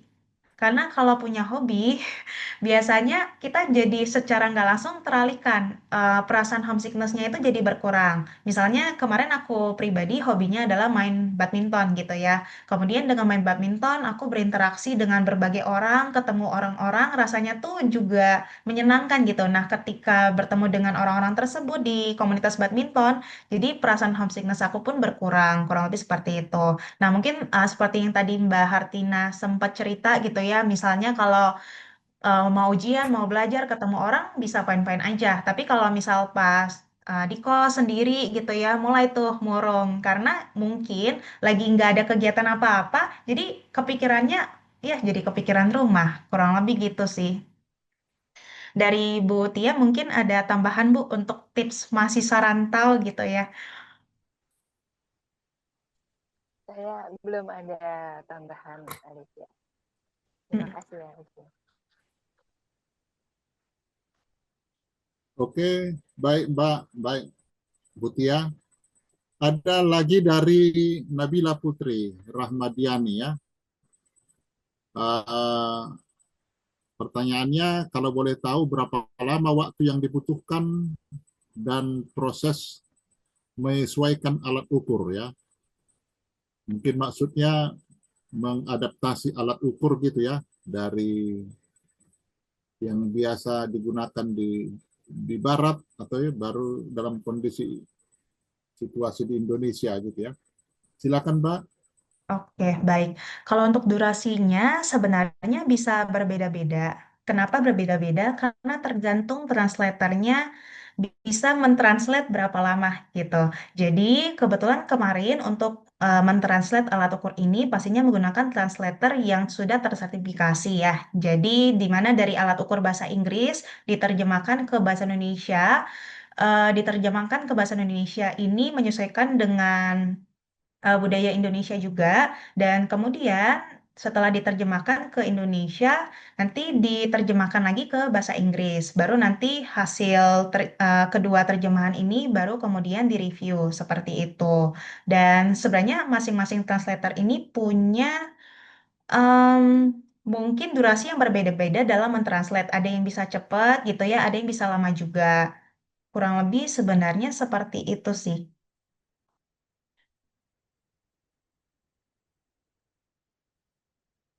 Nah, Mbak, siapa tadi? Mbak Nabila ya.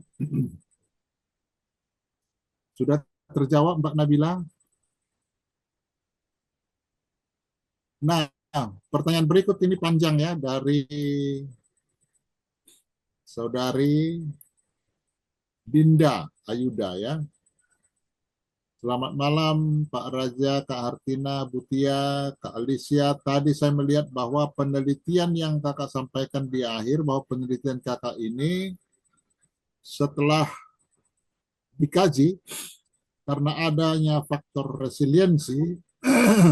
Nah, di saya ini ada mahasiswa vokasi di mana karakternya sangat macam-macam dari berbagai daerah. Antara lain ada dari Papua, Sumatera, Kalimantan yang pendidikannya semi militer dengan fixed time position di berasrama ya yang selalu dipantau oleh caretaker atau security ya. Jam kegiatannya kapan pergi ke warung, kapan mungkin begitulah ya.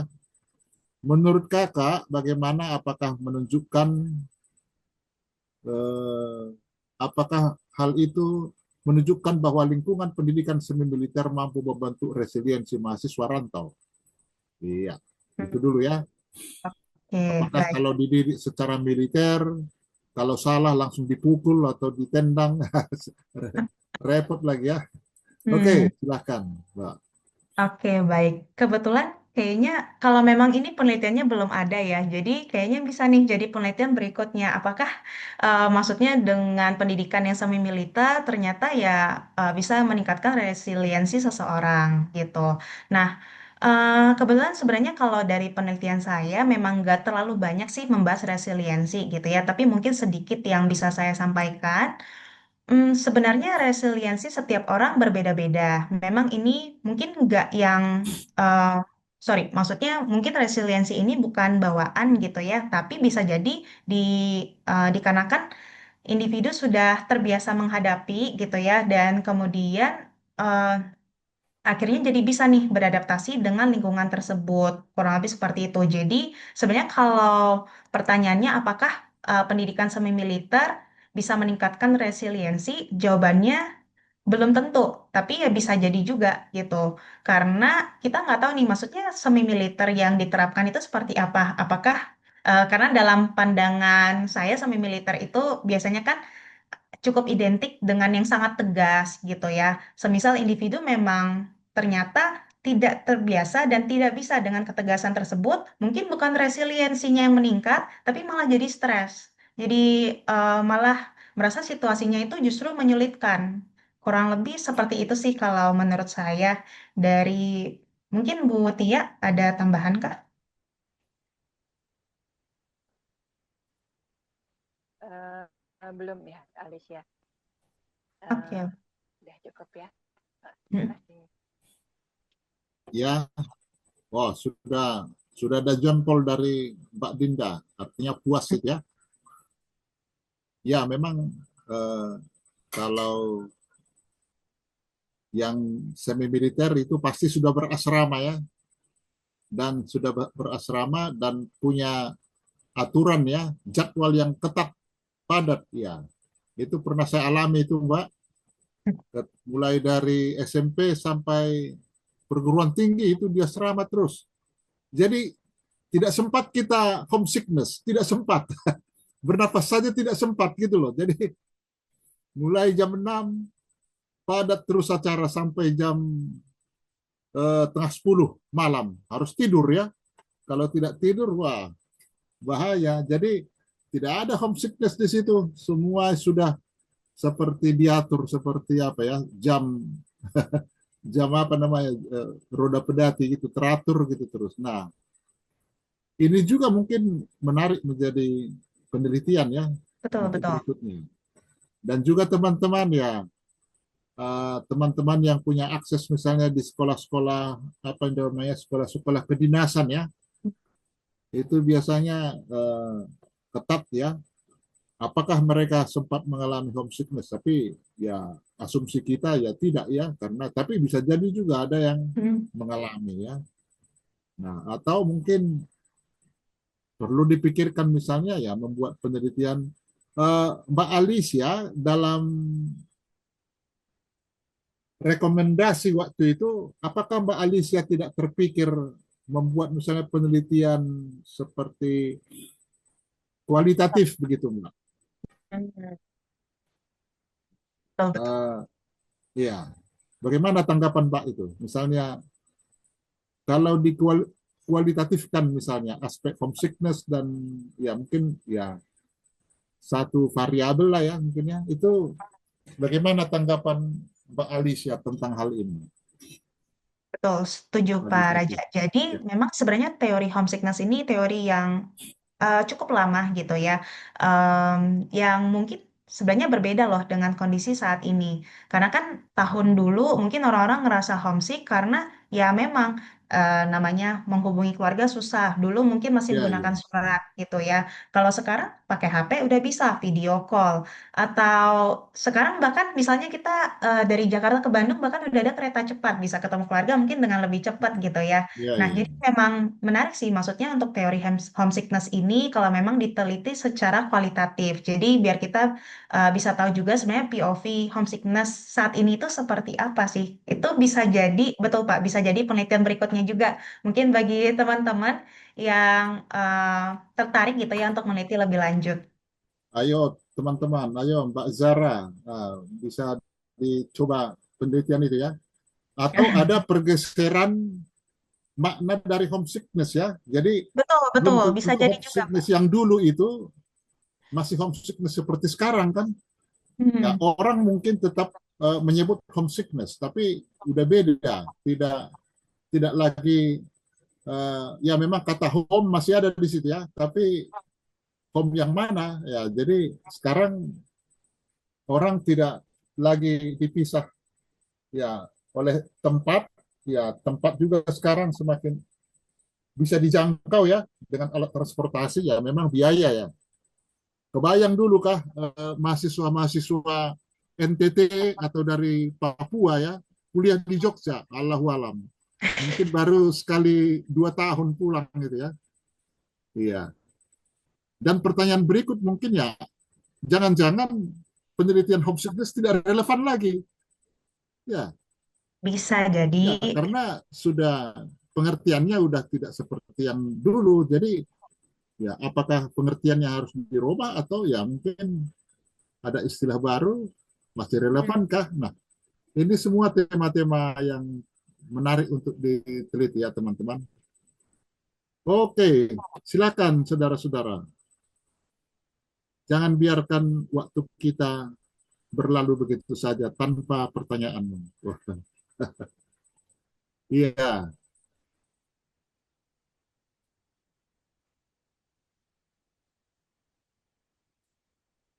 Lalu kalau pertanyaan tidak ada lagi, Mbak Hartinah, apakah FDI boleh dipercepat? Mungkin itu pertanyaan teman-teman juga ini. Iya. Kalau moderator buat pertanyaan terus ya nanti dikira nanti ujian kedua ya, Mbak Alicia. Dikira nanti ujian tesis yang berikutnya gitu ya. Tentu Mbak Alicia tidak mau lagi lah ya ujian lagi ya. Kecuali nanti Mbak Alicia mau jadi dokter ya, ujian ambil S3 ya. Lanjut nanti Mbak Alicia ya. Ya, ditunggu menjadi pengganti. Raja. Ya, silakan Ibu Tia. Ya, saya tambahkan sedikit ini karena yang bertanya sudah habis ya. Ya, Pak Raja, Alicia, dan saudara-saudara sekalian, penelitiannya Alicia ini seperti tadi saya sampaikan memang menantang dalam hal mencari tahu jawaban atas hasil ya. Nah, ada satu hal yang ingin saya tekankan di sini adalah bahwa ketika hasil penelitian itu tidak sejalan dengan ekspektasi, itu kita jangan merasa sedih, tapi merasa tertantang ya, merasa tertantang untuk menjawab pertanyaan lebih lanjut ya. Kenapa saya harus sampaikan ini? Karena ada kecenderungan di dunia akademik, baik di tingkat nasional maupun di tingkat internasional, itu seolah-olah hasil penelitian itu harus sesuai dengan hipotesis, harus sesuai dengan ekspektasinya ya. Jadi itu yang kemudian merusak dunia akademik kita ya. Nah, saya pernah dengar ada satu orang dosen bukan di Indonesia ya, jadi dia di Amerika, dia akhirnya keluar jadi dosen, dia memilih menjadi praktisi. Kenapa kok bisa sampai begitu? Karena katanya kalau ketika dia menjadi dosen, itu peneliti-peneliti cenderung mengusahakan supaya hasil-hasil penelitiannya itu sesuai dengan ekspektasi gitu ya. Nah itu buat dia bukan hal yang kadang-kadang bahkan ada yang menyembunyikan kenyataan. Artinya data-data yang tidak sesuai dengan ekspektasi itu disimpan. Jadi misalnya penelitiannya tuh seperti penelitiannya Alicia gitu ya. Penelitiannya Alicia kan tidak sesuai ekspektasi. Itu disimpan oleh peneliti dan yang dipublikasikan itu justru hanya yang sesuai saja dengan ekspektasi. Nah, itulah hal-hal yang kemudian dapat menghambat perkembangan ilmu pengetahuan. Karena sebenarnya ketika kita lihat berbagai penelitian mengenai jamur, penisilin ya, temuan-temuan penisilin, temuan-temuan berbagai mikroba dan lainnya yang ada di dunia biologi itu justru muncul dari kesalahan-kesalahan, ya, kesalahan-kesalahan atau kecelakaan-kecelakaan gitu ya. Jadi kalau tidak ada kecelakaan itu atau tidak ada kesalahan itu, maka itu tidak akan ditemukan gitu ya. Jadi menurut saya penelitian Alicia ini dapat menjadi insight bagi kita bahwa tidak harus suatu penelitian itu disembunyikan ketika dia memang tidak sesuai dengan ekspektasi ya. Saya ingat saya lupa saya baca di mana, tapi salah satu temuan jamur atau penisilin itu adalah salah satu temuan yang tidak disengaja. Jadi banyak sekali temuan dalam bidang biologi itu adalah temuan yang tidak disengaja. Dan sekali lagi saya ingatkan di dalam dunia akademik di Amerika itu banyak sekali yang berani masukkan ke jurnal itu hanya yang sesuai dengan ekspektasi. Nah, yang tidak sesuai ekspektasi, jurnalnya juga nakalan. Kadang-kadang jurnal-jurnal itu tidak mau memuat artikel-artikel penelitian yang berbeda gitu, yang tidak sesuai ekspektasi itu biasanya terus di-reject gitu ya oleh jurnal-jurnal tertentu karena dianggap keliru gitu ya, dianggap salah. Padahal justru dengan keberbedaan itu kita menemukan sesuatu gitu ya. Jadi saya mengangkat ini untuk menjadikan ini satu fenomena yang menarik yang bisa kita jadikan pelajaran. Dan saya sambungkan dengan cerita teman saya yang tentang dosen di Amerika yang nggak mau jadi dosen lagi karena dia menghadapi praktek-praktek yang seperti itu ya. Jadi menyembunyikan hasil-hasil yang tidak sesuai ekspektasi. Kemudian ada lagi peneliti-peneliti yang membuang data-data yang tidak sesuai ekspektasi. Nah, itu yang harus kita hindari ya, sehingga kita akan mendapatkan data itu apa adanya. Nah, beda halnya kalau ada lagi nih salah satu penelitian yang pernah saya dengar. Sudah sampai ribuan data diambil, tapi ternyata hasilnya tidak sesuai ekspektasi. Ya. Nah, lalu ketika dianalisis lebih lanjut, ternyata alat ukurnya keliru. Nah, ini beda ya, beda lagi. Beda dengan konteks yang saya ceritakan tadi. Jadi ada peneliti di Indonesia itu melakukan prosedur yang keliru. Ya, jadi dia tidak melakukan pengujian dulu terhadap keterbacaan alat ukurnya. Dia langsung sebar ke semua SMA misalnya ya. Sampai dapat data ribuan. Nah, tapi terus hasilnya tidak sesuai ekspektasi.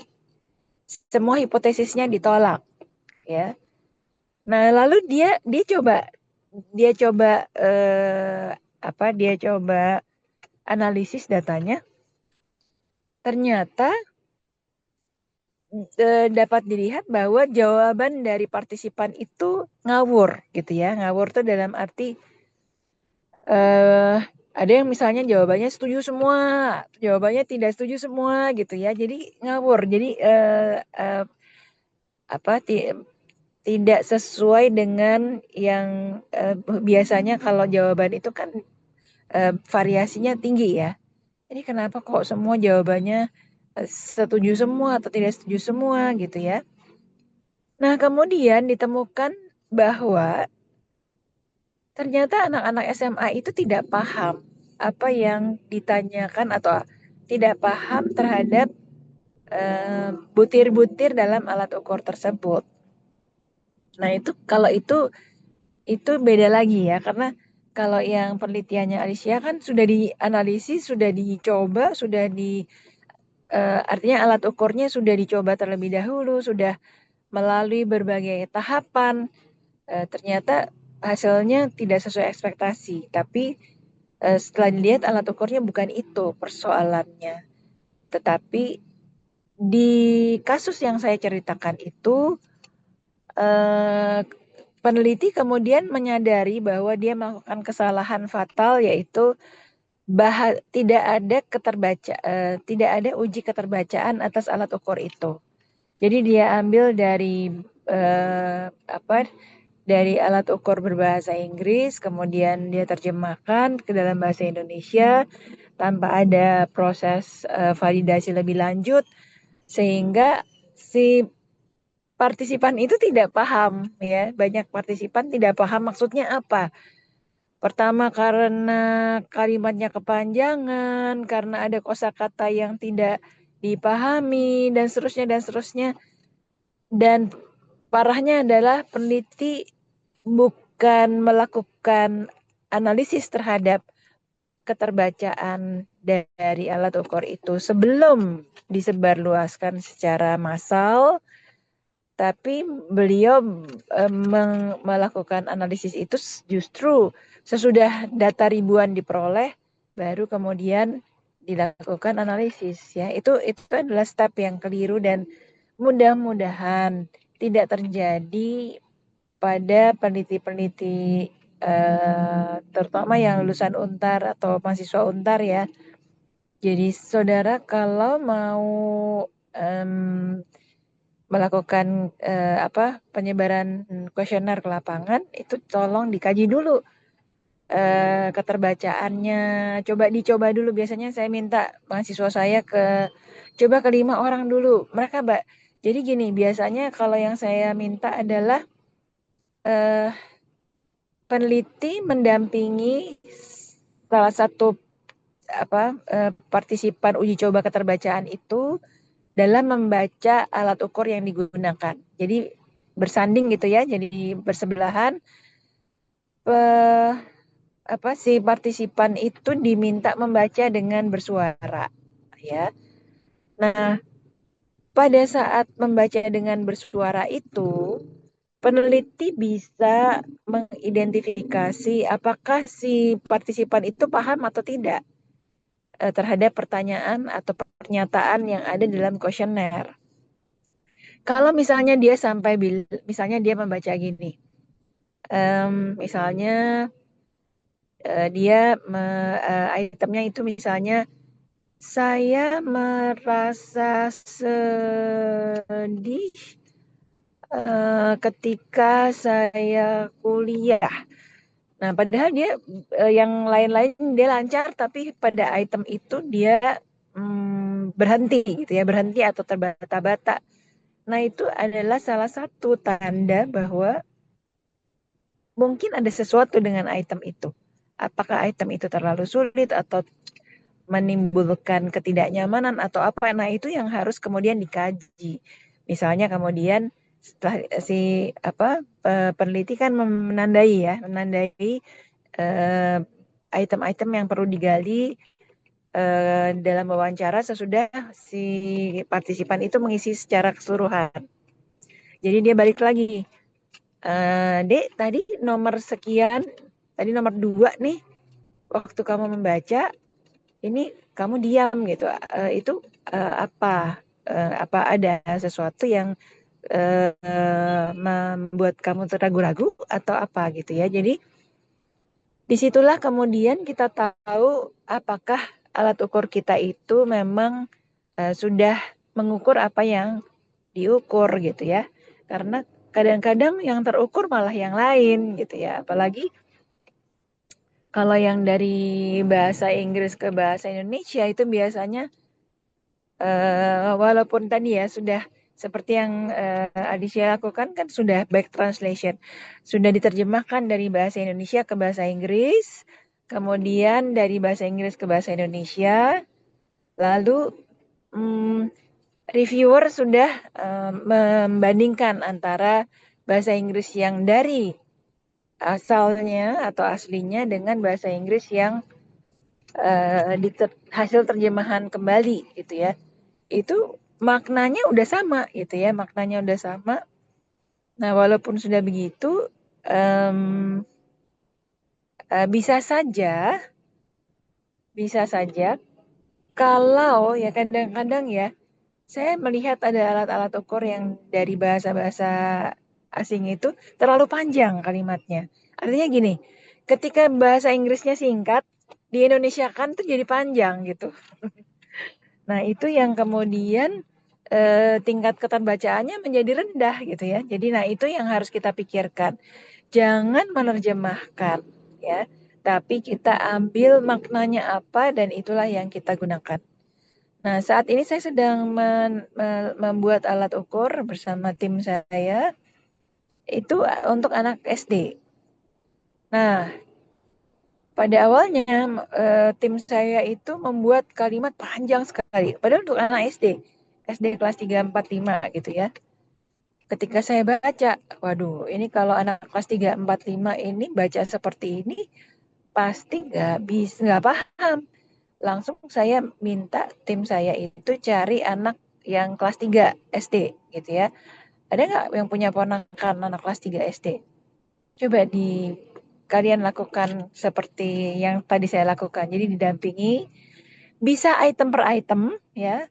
Bisa juga secara keseluruhan dulu tergantung dari situasi. Kalau si partisipan itu cenderung terganggu ketika kita interupsi, kita bisa lakukan keseluruhan dulu baru kita balik lagi. Tapi kalau dia kelihatannya tidak terganggu ketika kita ganggu satu persatu, ya udah bisa kita, kenapa kamu kok ragu-ragu, yang ini ada kata-kata yang sulit nggak? Nah, terus kalau menurut kamu sebaiknya kalau saya mau nanya ini bahasanya apa ya gitu. Terus ngobrol gitu ya sama anaknya, sama partisipannya. Nah, di situ sampai saya itu sekarang prosesnya udah 3 kali. Saya baca lagi, saya masih kasih feedback lagi. Tolong dilihat di nomor sekian, sekian, sekian. Ini kayaknya masih terlalu sulit untuk anak kelas 3.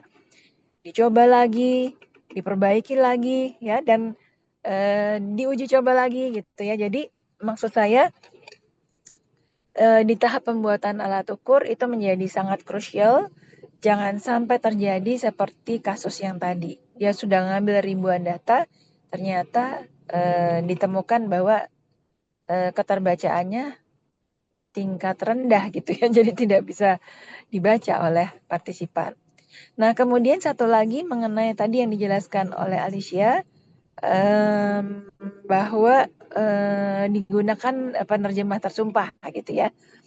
Nah, saya tidak pernah mengharuskan. Yang penting sebenarnya siapa sih yang bisa menerjemahkan? Itu adalah orang-orang yang memang mempunyai kemampuan bahasa Inggris yang tinggi, ya. Jadi dia punya kemampuan bahasa Indonesia yang tinggi dan punya kemampuan bahasa Inggris yang tinggi. Tidak sekedar hanya tersumpah saja, justru saya kadang-kadang menemukan yang diterjemahkan oleh penerjemah tersumpah itu malah tidak bisa dipahami oleh orang banyak gitu ya. Jadi saya justru menganjurkan misalnya ini dalam bidang apa ya, misalnya tadi homesickness kan cocok atau sangat sesuai dengan psikologi, cari aja orang psikologi yang kemampuan bahasa Inggrisnya bagus ya. Tapi kalau misalnya bidangnya biologi, cari orang biologi yang bahasa Inggrisnya bagus. Nah, yang penting adalah ini pengalaman saya dalam membimbing ya. Ada mahasiswa yang minta tolong temannya, ya. Temannya itu guru bahasa Inggris. Ini menarik sekali.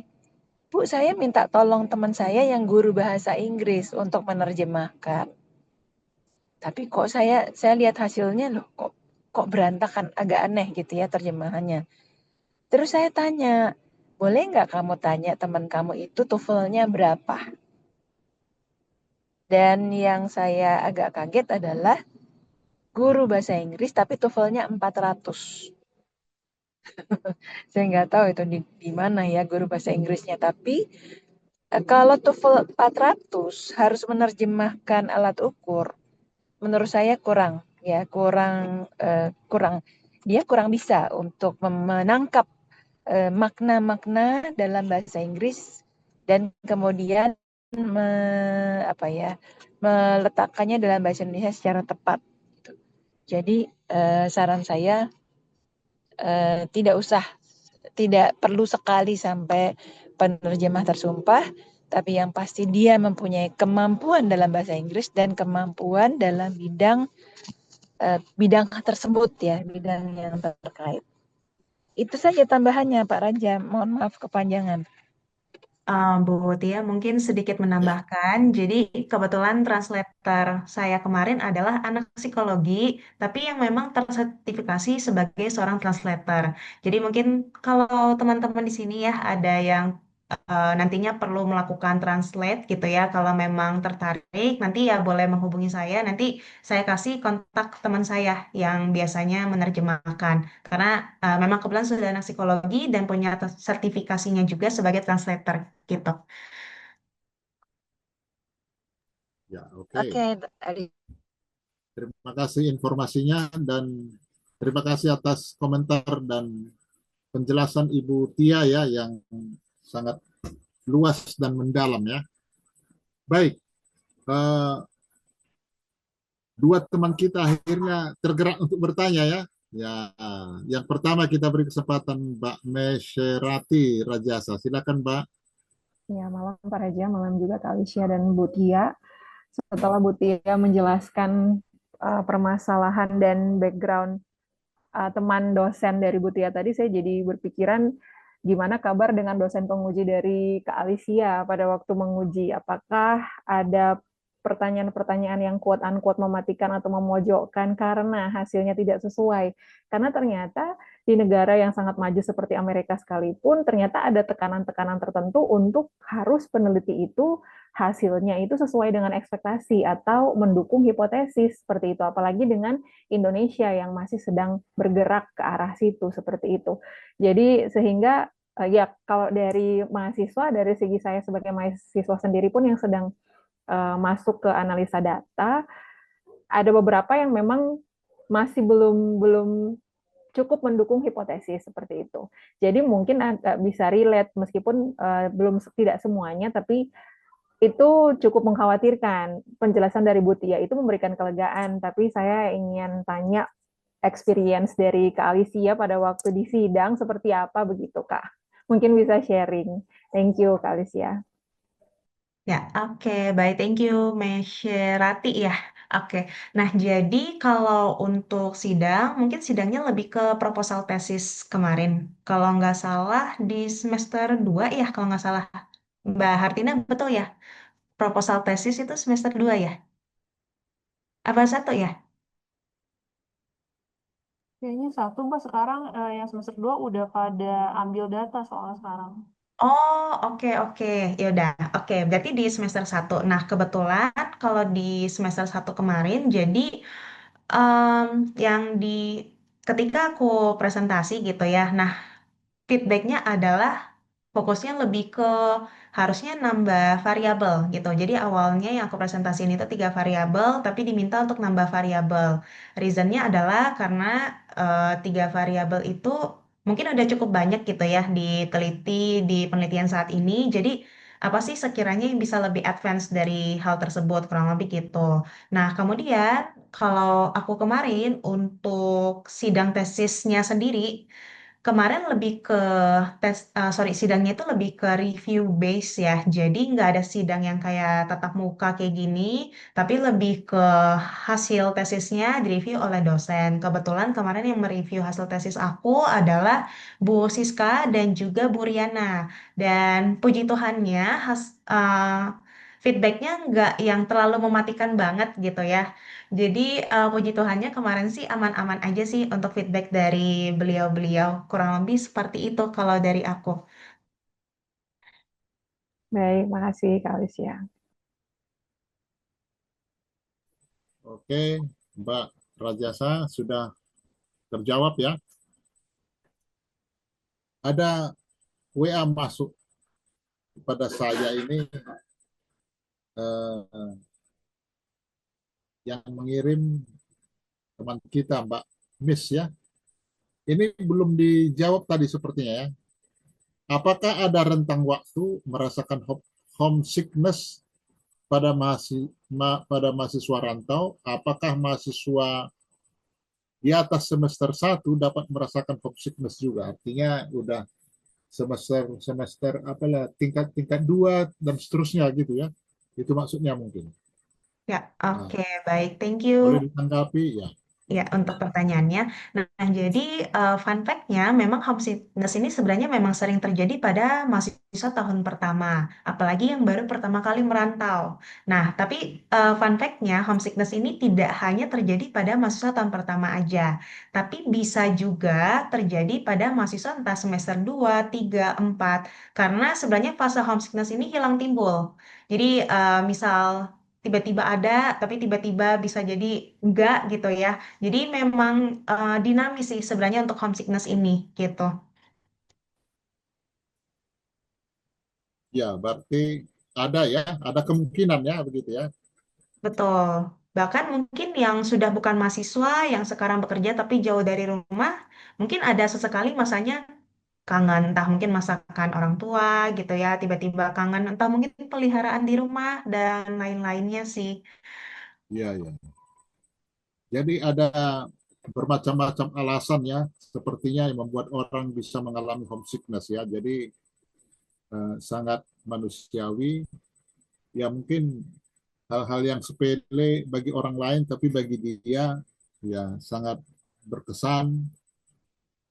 Yang paling mungkin itu menjadi homesickness itu misalnya saya bayangkan ya, ya kalau dia punya teman dekat di kampung. Nah ini yang menjadi misalnya begitu ya. Jadi teman dekat di kampung dan akhirnya nah ini sudah menjadi tema lain lagi ya. Itu namanya relasi jarak jauh seperti itu ya. Jadi macam-macam memang. Jadi tidak hanya satu hal, satu aspek. Nah, ngomong-ngomong Mbak Alicia, penasaran juga ya, kita udah diskusi macam-macam dari timur sampai ke barat, dari Pulau Rote sampai ke utara itu. Tapi ngomong-ngomong, apa kira-kira motivasi Mbak dulu membuat penelitian ini? Apa pengalaman pribadi atau pengalaman orang lain gitu mungkin bisa ceritakan mungkin sedikit Mbak untuk kita ya. Terima kasih. Oke, baik Pak Raja. Jadi awal mulanya sebenarnya kenapa aku memilih topik ini? Pertama aku memilih topik yang sekiranya relate sama aku. Nggak cuma aku tapi sama orang sekitar. Homesickness. Homesickness ini banyak banget terjadi pada mahasiswa ya, umumnya apalagi mahasiswa yang merantau. Dan kemudian kebetulan sebenarnya topik S1-ku kemarin tentang homesickness dan motivasi belajar gitu. Nah, tapi penelitiannya pada saat itu juga nggak sesuai sama harapan. Nah, di S2 inilah jadinya kayak, aduh masih penasaran kenapa ya gitu. Tapi rasanya kan nggak afdol kalau menelitinya masih hal yang sama, homesickness dan motivasi belajar. Apa sekiranya yang bisa dikembangkan lagi gitu. Nah, makanya hadirlah kemarin cari-cari variabelnya lagi dan ketemulah akhirnya dengan academic engagement, kemudian menambahkan juga online social support. Kurang lebih seperti itu sih.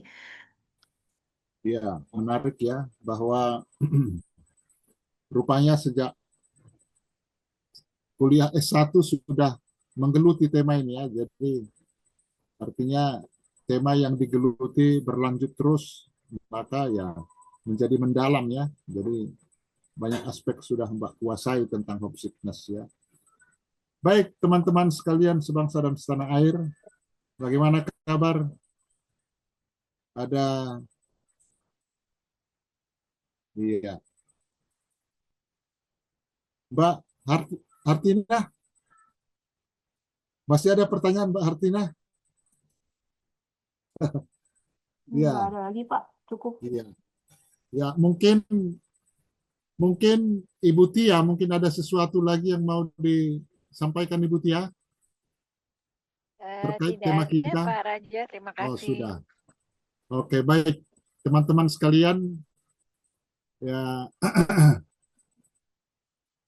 rupanya pembahasan kita tentang tema ini cukup menarik ya, dan kita punya cukup waktu banyak tadi ya, karena presentasinya tadi itu ya tidak begitu lama, akibatnya kita memang punya space waktu yang lebih luas ya, dan ini sangat menguntungkan sehingga kita bisa berkreasi untuk bertanya macam-macam hal ya terkait dengan tema hari ini.